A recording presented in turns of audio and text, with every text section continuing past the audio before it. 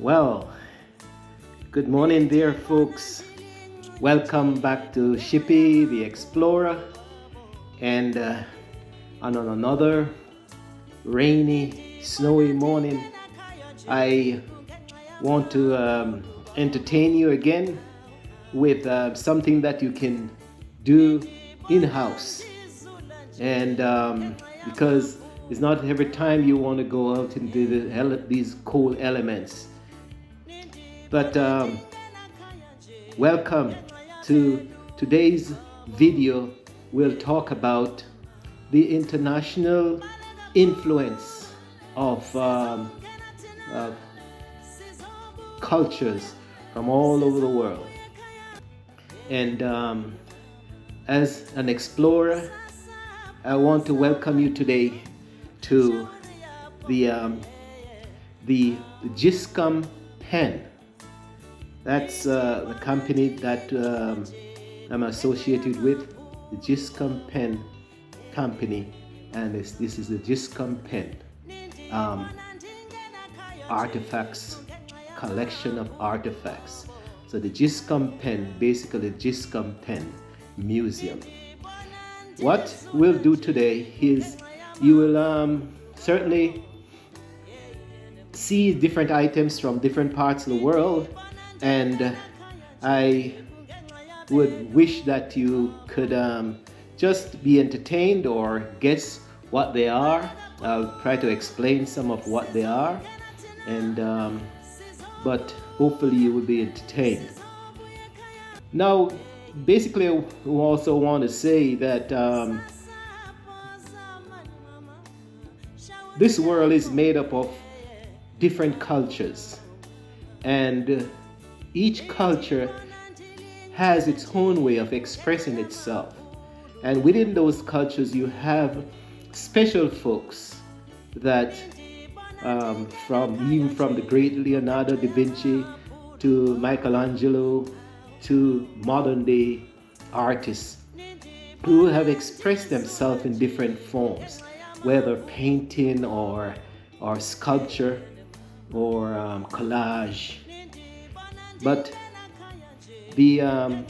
so what the Giscom Pen Museum has done is to collect a number of items over the years, and we want to entertain you. So as we go along the tour with us, we'll explain, and I want you to guess some of the artifacts that we have. So let's go.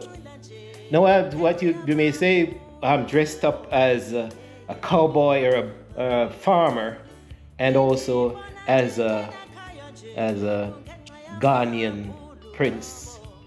But it shows that we are multicultural and we are influenced by different people and cultures. So I'll take off my hat to you and let's tour. So as you can see,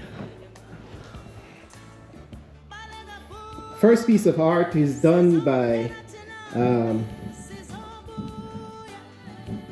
young man, and it's done in water. It's a watercolor, and it's done by Carl Morrison in 2017. Now, Carl is a bright person, and very skillful. But within his paintings, you find that he brings out the color, and they seem like to be puzzles. So he's a member of the Giscom family, and therefore the part of the Giscom pen collection. And if you go closer, you can see within the artwork, he's displaying different things. It's there's a living room and couch and somebody watching television there, and it's a mystery. You have to detect what is happening in this picture. And down the bottom, it seems like somebody's beside the sea. There's another within the painting. There's also Jennifer Chow, WhatsApp audio.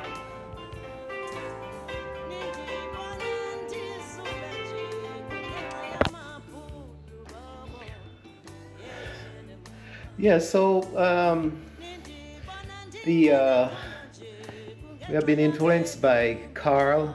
He is in the museum, and he's this is another piece that he did, you know. So right, so the museum, Giscombe Pen Museum, has art, and then obviously there are other pieces that are regarded as, this is an old rocking chair. It's a baby chair. If you notice, I'm not sure how old it is, but it has the lattice straws that are falling apart now.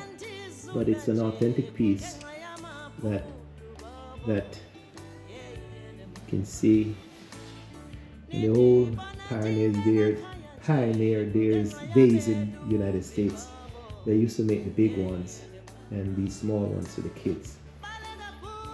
So that's a rocking chair. Then the influence of this is a picture projector. In the old days, you have to get your pictures, and you put them on slides, and then they used to use these projectors. So great inventors have influenced us with electronics. So we move from, and we continue with some more electronics. A more modern thing, it's the old Nintendo. So it's a lot of you guys who are in your 50s and 40s and so forth. This was the whole PlayStation. And even before that, we're influenced by cameras. Photography came in years ago. I'm not even sure when it came in, 18 something, but these are cameras. There's a Yashica. I remember those movies from Chicago where the great detectives or so, they would show these cameras flashing where they have crime in Chicago, you know. And the old Kodak. This old Elena 35 millimeters. And then country used to be influenced by movie production, and this was an electronic Bell and Howell. I think it's a 12 millimeter, not a 16 millimeter, but these used to be the home projectors.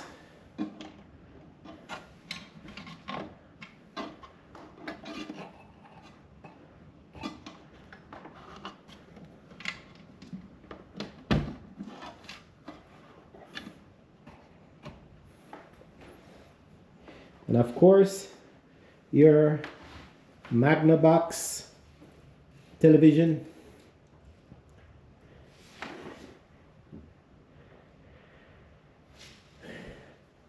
'60s and '70s, in the '50s, '60s, '70s, the whole family will gather around these old Magnavox, and you would watch your maybe Bonanza's show and other shows that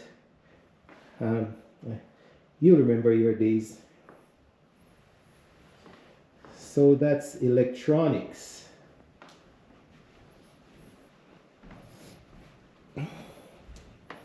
Giscombe Penn Museum has what they call 1947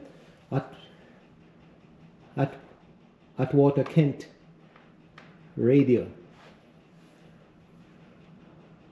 And in 1947 and 1950s, where the great boxing tournament were coming along, and then just after World War II, you have these radios.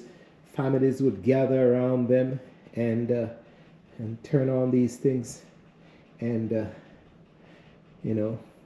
listen to the world news. And of course, we have the telephone. I should have asked you what you think this is. This was before cellular phone, way before cellular phone, folks. Quite heavy.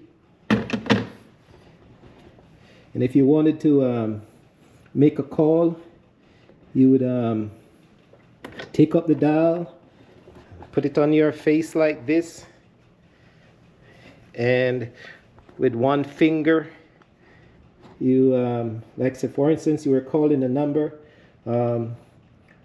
it's 3 0 1 4 5 7 46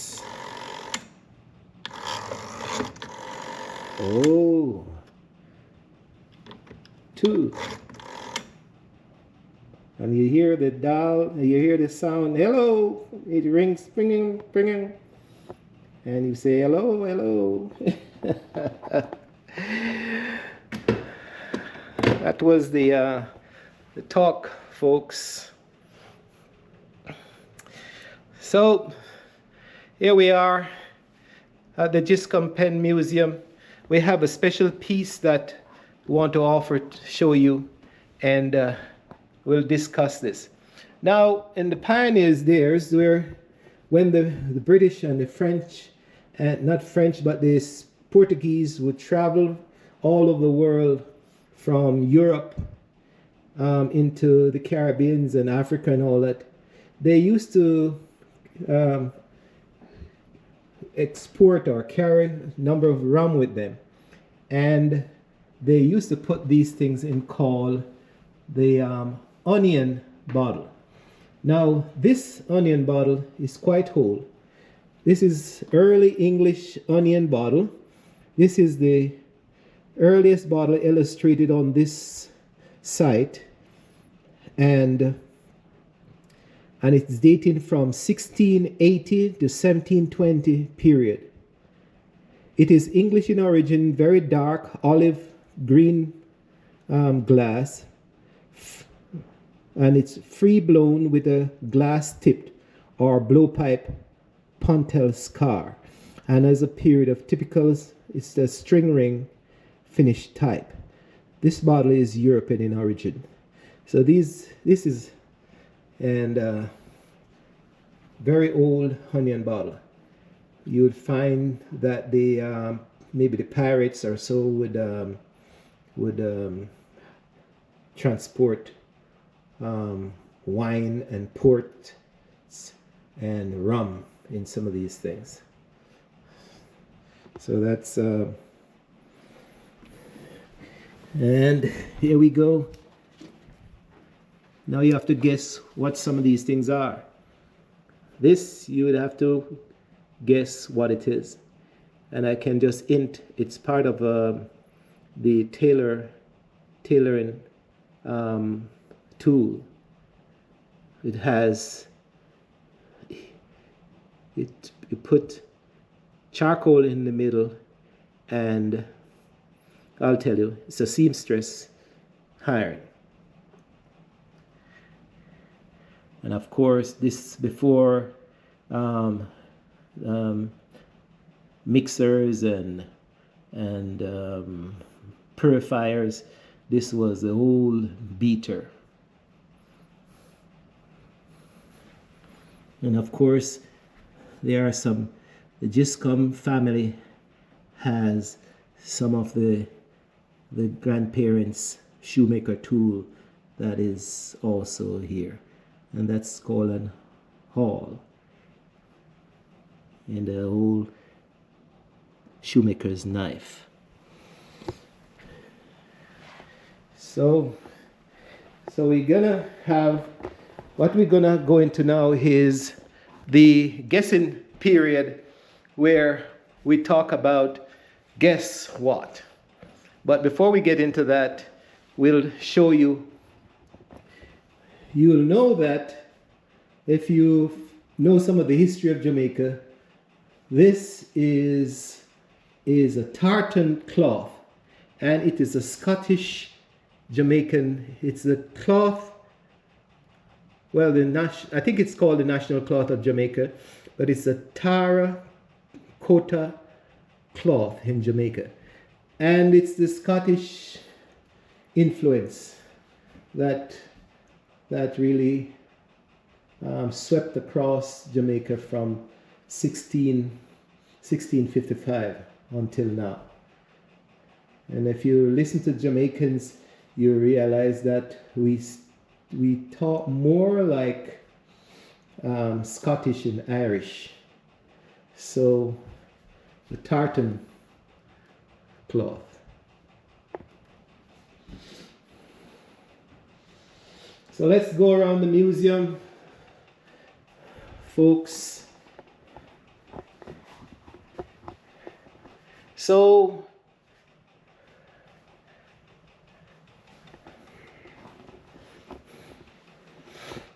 this is a carpenter's tool that, and I will tell you, you're going to guess what this is. And all I'm going to say, before electronic drill, this was the tool that you had to struggle with to get your tools out. So the museum has a copy of this also on file. Right. So you can remember, some people still use this in the moment, not the moment, but the Amish society in United States, I think. And some of the old carpenters back in the old country, they're still using a number of those tools. Right? And you're going to guess what this is?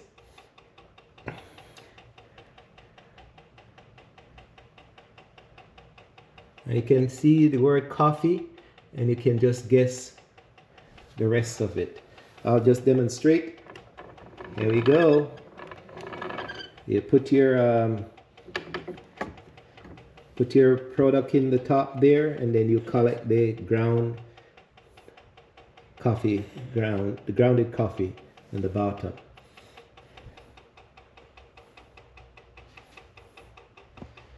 Now, first item on the guest list is this.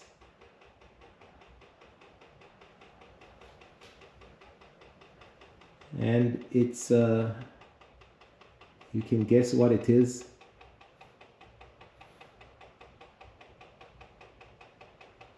I know some of you still using this in the old country, but this one is very old.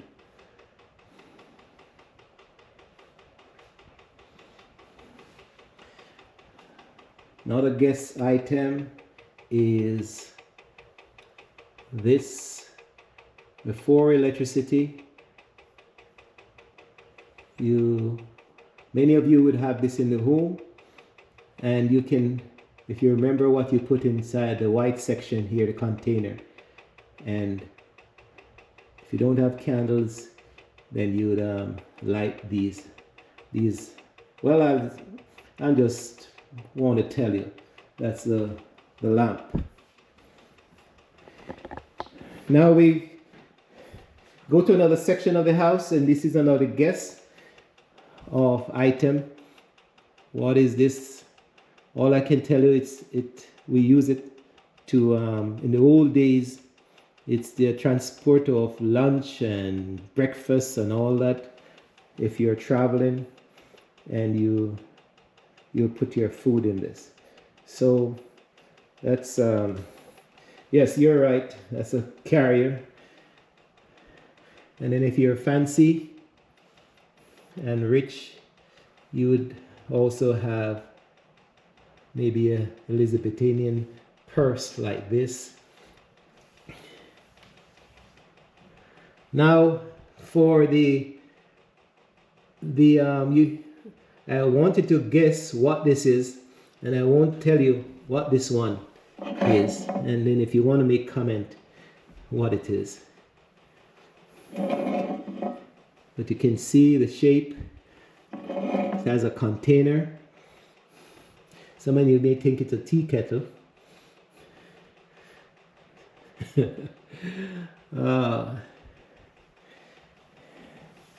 And here you are, go folks. All the American shows you would watch with the General Electric black and white television. I think this was just after the black and white series. It's the whole, this was a 12-inch television. And many of you, you're in the 60s and 70s. And I'm sure you would remember when you turn on these instruments, you'll see a light that comes in the middle, like a iris, a little bright light, and it would widen and widen, and then the television, the images would come on the screen. And after you watch a television at night, you turn off these instruments, then you'll find that that light gets smaller and smaller until the television goes off. So there you are, bringing you back to some old days. So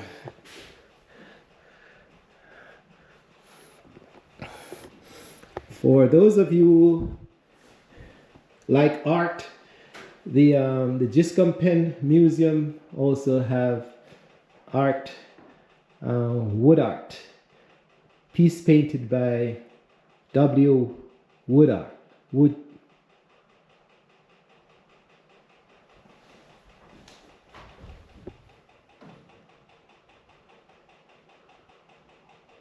Woodwarts.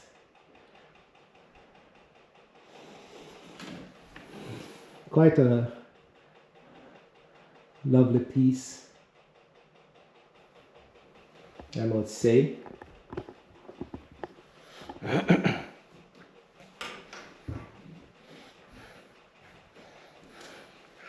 Yes, so Shippy the Explorer coming to you with a tour of the Giscombe Pen Museum, and you would need special invitation to come to this one, but it's right now it's a private collection, and but I'm sharing it with you today as part of the cold and damp weather outside, to see if I can entertain you a bit. Now this is an old piece of furniture, probably came out of Cuba. So the Giscombes has some influence or connection with Cuba. So, and here we are. This is not Cuban, but it's another art piece.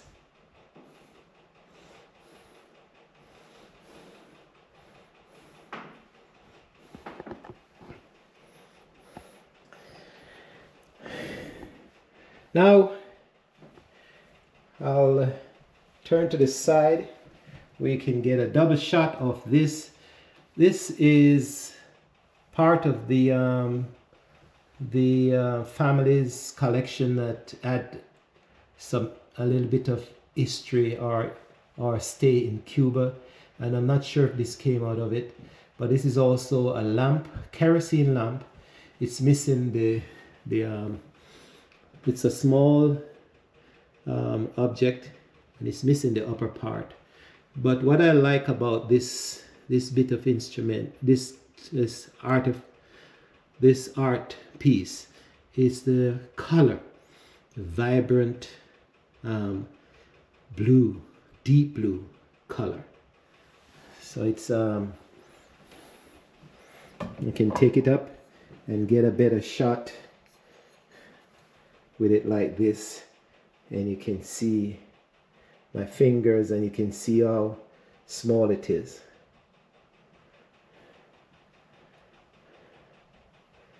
And it has some amount of design to it, but it's a lovely piece.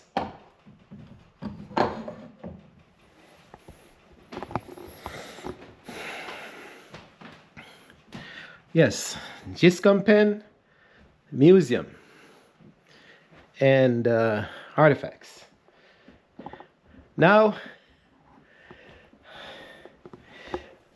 here's another example of telephone, folks. This one is even older. This one is even the talking piece. This feels like almost half pound of plastic, or I don't know if I think it was chiefly plastic, but it's actually, believe it or not, this telephone was in operation up until recently, until we got the fiber optic wiring in the museum. But then we realized that the telephone wasn't able to manage the fiber optic communication process. But it's the same process. You take off the handle, and it's so heavy. It's so heavy I can't even hold it with my. Still working, folks, to a certain extent if you listen carefully. It's still connected to the landline. And you take the handle off like this, and this telephone is so old. The numbers for that period used to be 9-3494. Now the numbers is 30 1 2 3 4 5 6 7 8 9 10, and this but the dial the same way. You young people who are maybe 10 or 12, you probably would be guessing what this thing is. So, and when you finish dial your numbers, then you hear the next party talking to you on the other side. So this is an older telephone than the other one in the other room of the museum. Of course, we have the 1903 dressers and chest of drawers, and of course it's a set of bed set that is. It was in 1903. This was brand new. And you can see the elaborate work that goes into these furniture in the old days, folks. Yes. The carpenters were a great set of people back those days. They still do, but they took a special pride in what they do.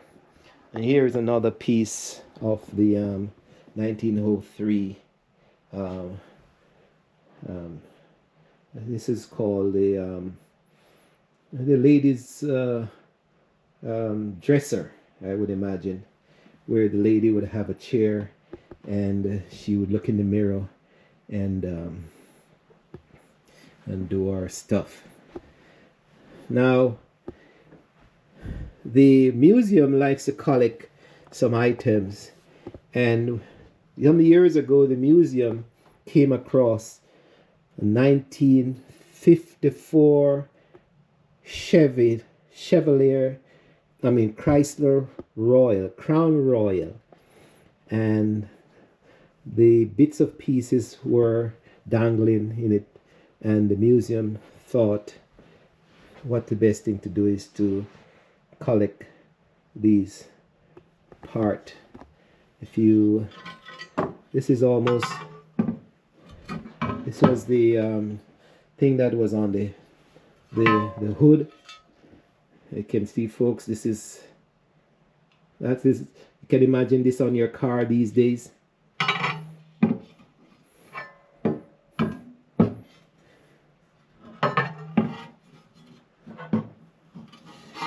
It's beautiful. Look like a flying angel.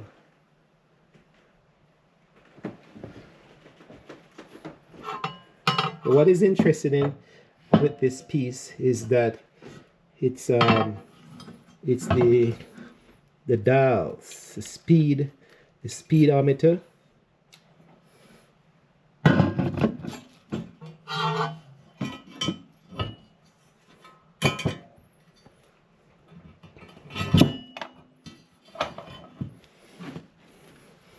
(1954) cars were going at 110 miles an hour.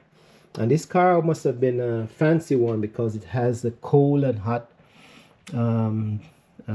indicator, the oil indicator, the Crown Royal's symbol, the fuel indicator, and I think this is the voltage meter, and all of that is incorporated to this one bit of clockwork. It seems like a clock, yeah. So it's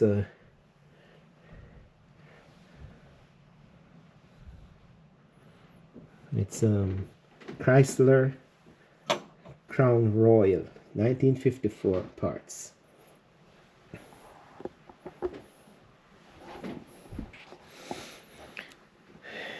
Yes.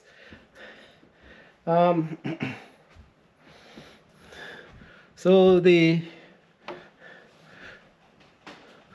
Giscompen Museum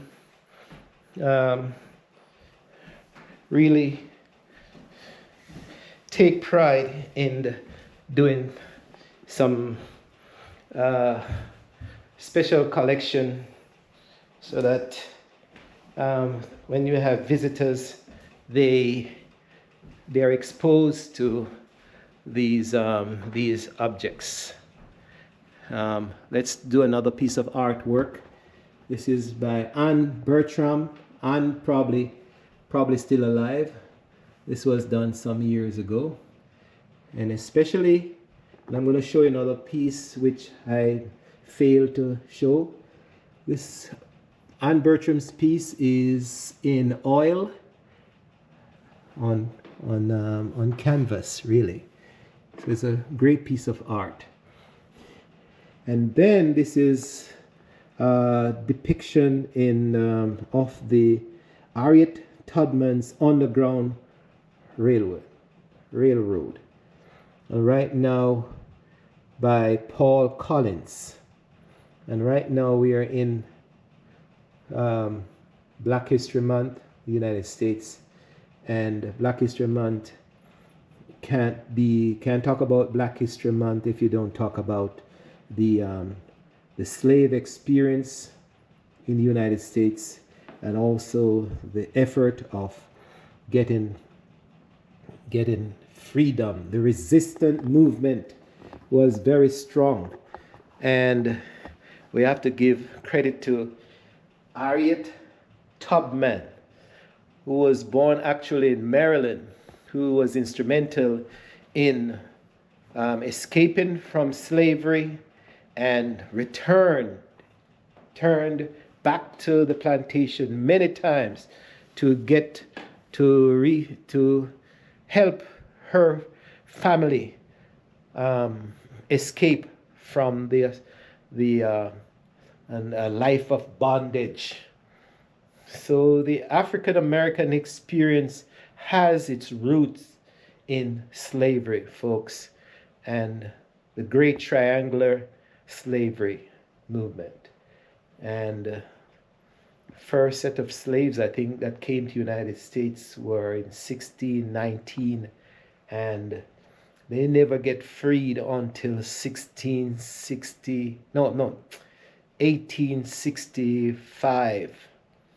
And remnants of that history is still affecting the society until now. So that I know it's hard for some folks, but sometimes you really have to talk about some of these things to know where you're coming from, know your background, that the whole slaves culture is deeply embedded in the culture of United States and the whole Americas and Caribbean region. Now you have to guess some other artwork by that's the museum has, the Giscombe Pen Museum. And this piece depicts a typical Caribbean island fishing port where the fishermen would come in with their nightly catch and they land on the beaches, well, on the shore, and they would sell their products. And then you can see the tropical scenery of the coconut. And then I'm gonna point out the little fellow. Don't miss the little fellow on the coconut tree. Now he's gonna climb up and try to get those refreshing fruits. So if you have coconut and you have fish, and you're able to take care of yourself. You clean that fish, and you drop it in a pot and put the pepper on it, and you get a coconut, dry coconut, and you grate it and remove that milk, and you drop it, put it on the pot, and you cook that down with some good old dumplings or breadfruit, and you're good to go, folks. That's the Caribbean thing. One of these days, I'm going to do a video to show you how that is cooked. Now, the museum also have, more art pieces that depict. And this looks like an autumn piece. In the United States, we talk about that the fact that the trees are deciduous, so they lose their leaves during the fall. And this is a piece that shows not even a collage, it seems like a painting with that. Now the museum is also strongly influenced by Africa, and here is a typical African lady. Those of you in Africa, especially in Ghana and Sierra Leone, you will remember or remind us that mainly women would carry things on their heads. So this piece depicts a woman carrying, seems like a basket with goods. She's going to the market or coming from the market, or she's selling along the road. And at the same time, while she has something on her head, it shows that she also has another basket under her arm. So just this one piece of carved wood is showing a remarkable, it tells you a lot about the culture, especially in Africa and some parts of the Caribbean, where the women, the female people, the female of the societies are hard workers. We use the word hard, but they toil. I mean, many of them toil in the field and they toil in the markets. They toil as igglers and all that.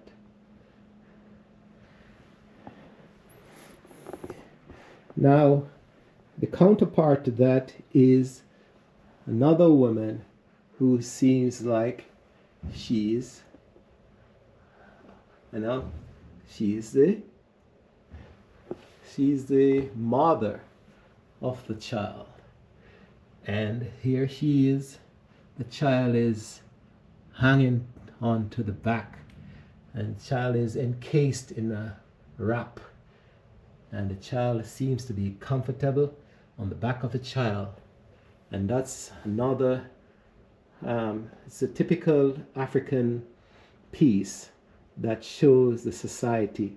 And I think this is a Ghanaian piece. If I'm mistaken, I'm not telling the truth. But all over Africa, you would have similar objects like this. Now, the society is influenced by electronics, and you have electronic writing material instruments as right now, like computers, or you have the iPhone that you can just put program and just talk and it writes for you. And before that, you had what they have, typewriters, and this is a typical maybe 1940 typewriter. And if you watch the whole Chicago detective serials, you'll see the writers, you press the key like this, and believe it or not, folks, this Royal typewriter is still can be used. And as you press the key, you see the bar jumps across.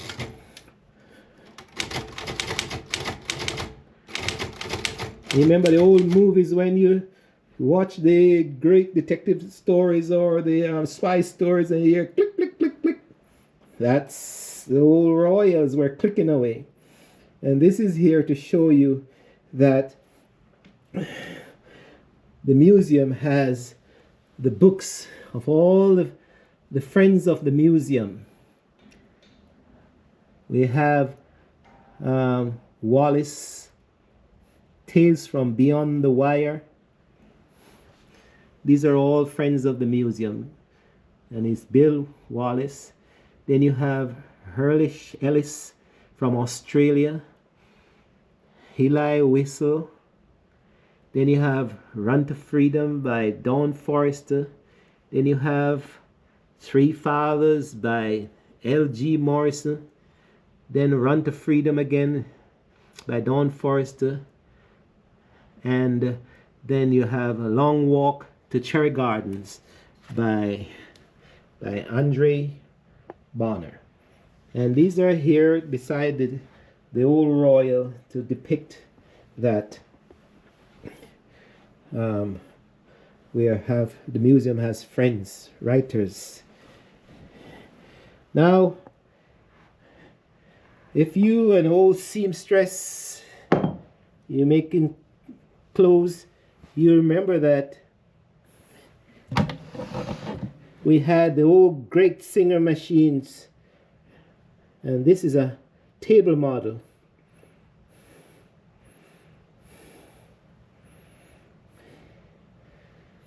Table model sewing machine. I'm gonna see if I can open this one. If if I remember how to open it.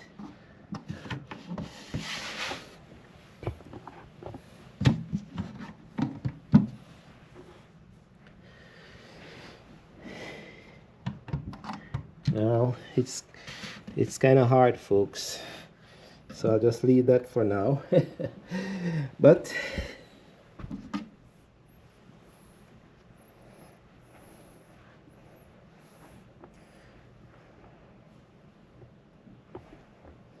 so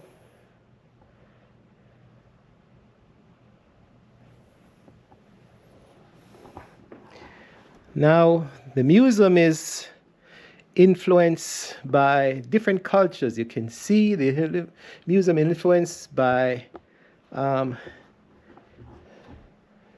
Jamaica. It's a Jamaican flag.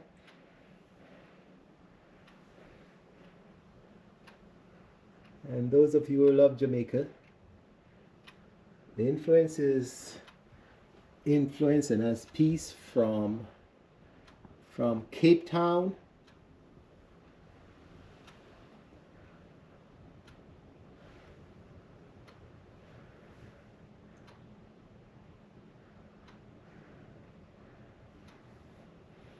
The museum is influenced by the national bird of Jamaica. It's called the doctor bird, and endemic only in Jamaica.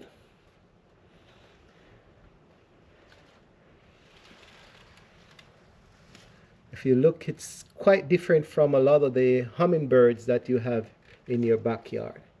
The tail is almost 6 or 8 inches long or more, with a special colorful beak. And the color of the body is almost, I think it's green. It doesn't show up here well. And the coat of arms of Jamaica says, out of many one people. So this thing depicts the hyenas of Jamaica with the not alligator but crocodiles. And you're gonna say this is a Jamaican crocodile, but these are the original folks of Jamaica. When Columbus came, this is what he found. And one of these days we'll talk more about that, about the hyenas and the maroons and the African influence and all that. But it shows a great collection of how the whole world is influenced by different cultures. And this culture, the African cultures influence the European cultures, and the European cultures influence the African cultures to a certain extent. So that's what's going on. Now the museum has musical pieces in its collection, and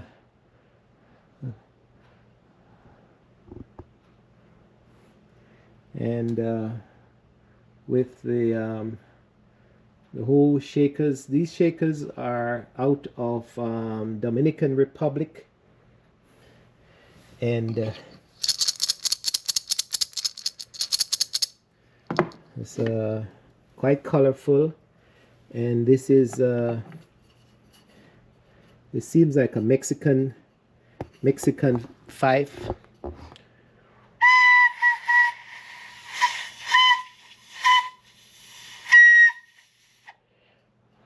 Mexican fife.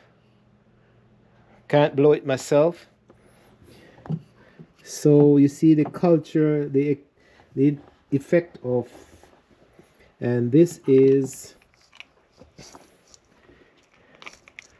an instrument that's out of Jamaica and quite unique. And instead of just shaking it like this, you would I'm going to demonstrate.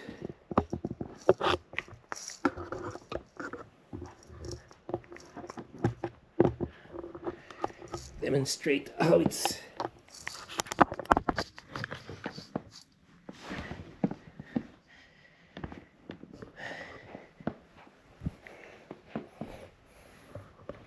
So you pull, this is the, and you pull this, and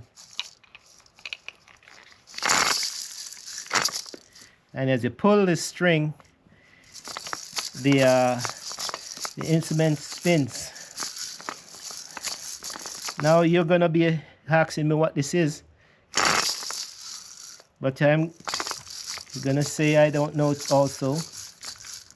I just basically call it a shaker.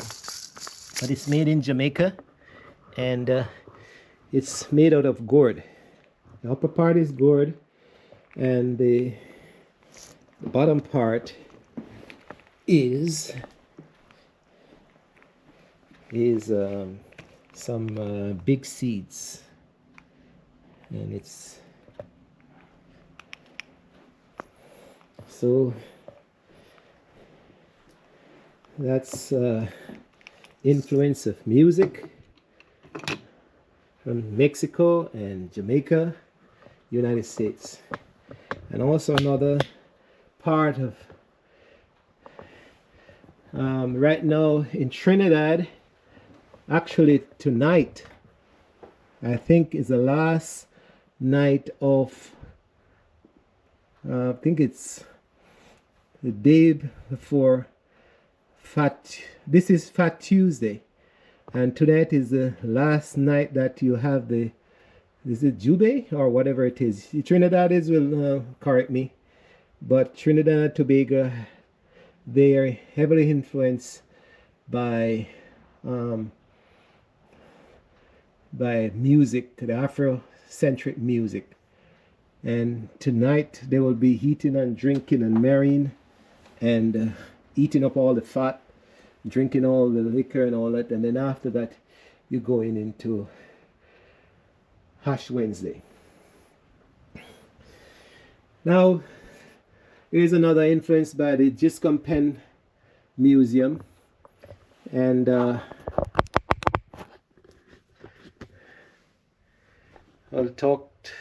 Giscombe Pen Museum has artifacts from West Africa, and these are some old masks.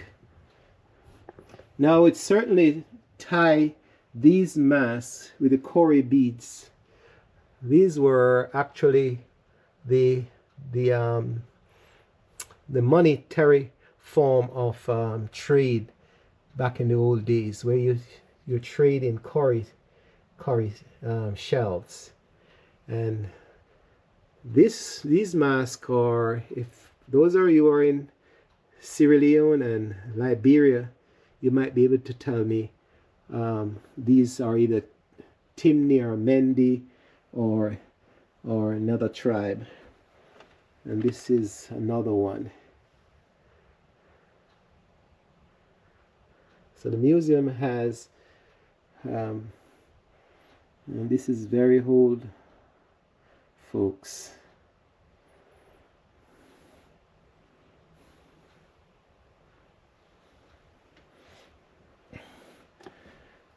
Another invention. This is a British clock for a fireplace mantle, and maybe 1950s,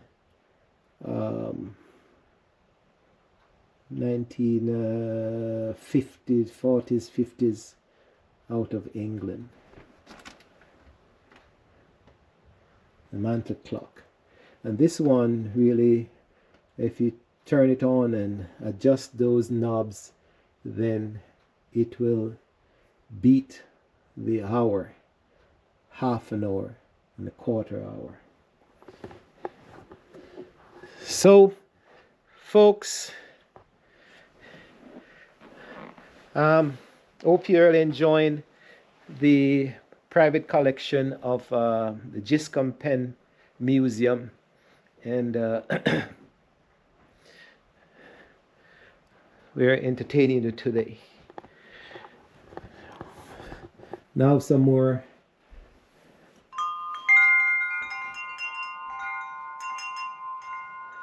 Now these are chimes. I think these are chimes, or probably Americas or European in nature. Or it could be African too, but you tell me.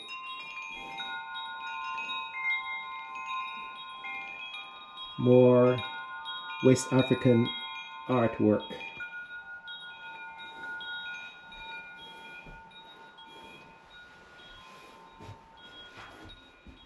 If you notice, another depiction of a person climbing the coconut tree. And this time the person has a machete or some form of a cutting device around the waist, so that when he reaches up the top, he'll be able to just snap the bunch off instead of spending a lot of time down. So then you can see some maybe basket and his drinking container in the bottom. So I guess when he cuts the coconut, he can probably collect the water and redistribute it. And the museum has the actual Aborigine piece out of Tamworth, Australia. And if you know that the Australian Aborigines, there are different groups of them, and they are not one group or one tribe, but they are different type. There are different groups in the Aborigine in Australia, and this piece was bought or collected in Tamworth, where this was actually done on the ground. And it's a typical Australian artwork where they have repetitive movement, and it's done in I think it's oil or actual paint, but the piece is painted on cloth. Quite lovely. Australian pieces are remarkable. You probably look at this and think you're looking into space. That's the mystery of the Aborigines. Mystical set of people, man. If you get to meet members of a tribe, spend time to really try to understand who they are.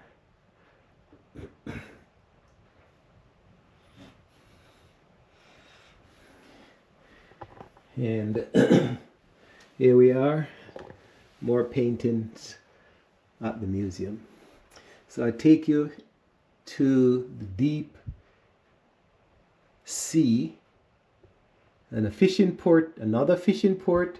Seems like this is in somewhere in Europe, where I would say maybe Portugal, and the fishermen comes up with their nightly catch, and the ladies come in with her basket to get fish. Here we go. I'll make you feel like you're part of this port.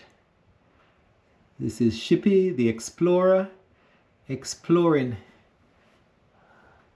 this bit of art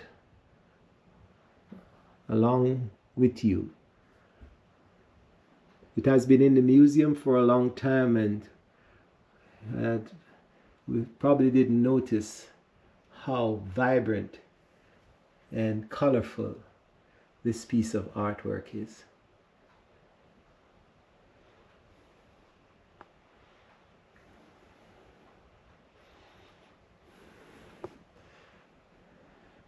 Somebody might be able to recognize who was a painter. So by now, it seems like Rich, R-I-S-H, W. Rish, W-I-S-W, then R-I-S-H-T-E-R, Richter. And look, we need to investigate who was that. Now, so folks, that's Giscombe Pen, the museum today with artifacts at the Giscombe Pen Museum, and we try to show you that you are being influenced by cultures from across the world. And I'll show you now a map of the world where you have seen pieces from Australia. You have seen pieces out of Africa, especially West Africa, maybe Ghana and Sierra Leone, Nigeria. And you have seen pieces from the European connection. And then you have seen pieces out of Mexico, folks, Jamaica and Cuba, right there. So you can see now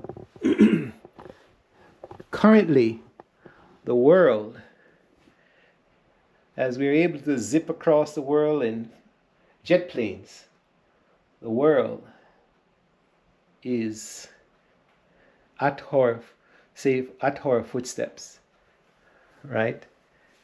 So Shippy the Explorer, as I close out today, I hope that you were entertained and mesmerized. And the questions, some of the artifacts, we want you to guess what they are, and then you can make comment at the bottom.